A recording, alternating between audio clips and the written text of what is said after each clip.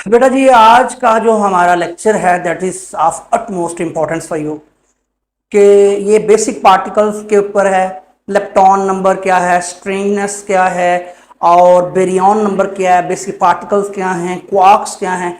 इसमें मैं देखता हूँ कि 2015 के पेपर में मसलन एमसीक्यू आए हुए हैं, दो इकट्ठे ही आए हुए हैं, हाइप्रॉन्स के ऊपर और इसी तरह स्ट्रिंगनेस नंबर के ऊपर। तो इसलिए मैंने ये डिसाइड किया कि अब हम आजकल ना टारगेटेड ऑपरेशंस कर रहे हैं। समझ आ रहे हैं? ये एक ऐसा लेक्चर है जो आपको एग्जाम में जाने से पहले जरूर देख के जाना चाहिए। I would strongly recommend. इस तरह जो लेंसेज और मिरर्स पे लेक्चर हुआ है वहां एक से एक सवाल आता है, तो कहने का मतलब कि इस तरह से हम तरतीब से लेकर चीजों को चल रहे हैं।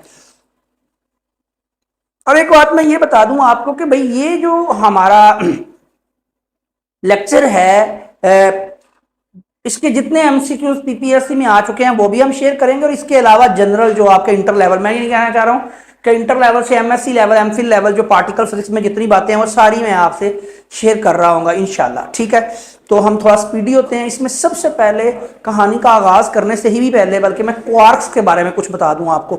उसकी वजह यह है, अच्छा पहले भी जो प्रीवियस सेशन है उसमें भी कुछ क्वार्क्स पे बात हुई है, लेकिन आज हम बहुत आगे बढ़ेंगे इंशाल्लाह। क्वार्क्स पे बात मैं कर लूं तो मैं ये बताऊं कि किसी जमाने में ये सोचा जाता था कि एटम इंडिविजिबल पार्टिकल है, मजीद तकसीम नहीं हो सकता। बाद में पता चला कि ये गलत है, उसमें तो इलेक्ट्रॉन, प्रोटॉन, न्यूट्रॉन होते हैं, तो ये बेसिक पार्टिकल समझे जाने लगे। लेकिन वक्त गुजरता रहा और फिर पता चला कि ये बात भी ठीक नहीं है। इलेक्ट्रॉन तो बेसिक पार्टिकल है, लेकिन प्रोटॉन, न्यूट्रॉन बेसिक पार्टिकल्स नहीं है। Proton and neutron are made up of quarks. ठीक है, तो sir so building block of proton and neutron are quarks. तो क्वार्क्स क्या हैं, इनकी डायरेक्ट एग्जिस्टेंस तो अभी तक नहीं पता चली। बहरहाल there are 6 types of quarks. इन पे थोड़ी सी बात करते हैं, फिर हम आगे कहानी को लेके चलेंगे सर। तो 6 क्वार्क्स होते हैं बेटा। इनके निमोनिक्स में बताऊंगा, टोटके आपको जरा याद रखने के लिए, इंटर में भी आपको पढ़ाना भी आसान हो जाएगा, because almost all of you are teachers. टक का वर्ड याद रखें। टक का मतलब टॉप अप 4, इसका ऊपर क्वार्क है, +2/3 बीडीएस बॉटम डाउन स्ट्रेंज, इसके ऊपर चार्ज है -1/3। ठीक है, टॉप का अपोजिट अप, बॉटम जो अप का डाउन, चार्म का स्ट्रेंज। अच्छा, अब इनके एंटी क्वार्क्स भी 6 होंगे सर। ये एंटी क्वार्क्स है, ठीक है सर। ये आ जाएगा -2/3, अपोजिट हो जाएगा, और ये इनके सबके एंटी क्वार्क्स हो जाएंगे। ये हो गया। मसलन फॉर एग्जांपल जो प्रोटॉन है उसके बारे में मैं आपको बता दूं।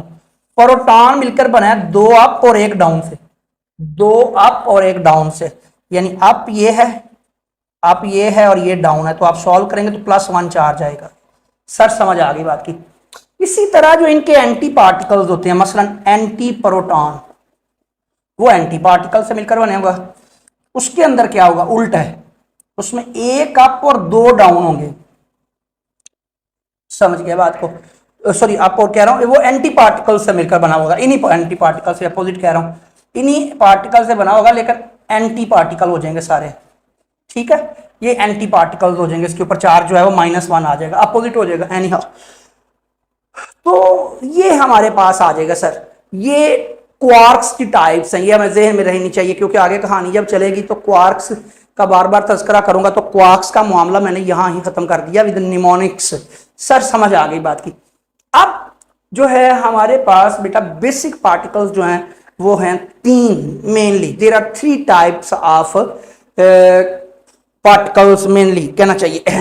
तो वो हम स्टार्ट से लेके आते हैं। मैं ये बोर्ड का पहला हिस्सा भी रब करूंगा, क्योंकि मुझे ये भी काम आएगा, तो आगे तक लंबी कहानी चलनी है, तो मैं इसको भी रब कर रहा हूं। आप इसका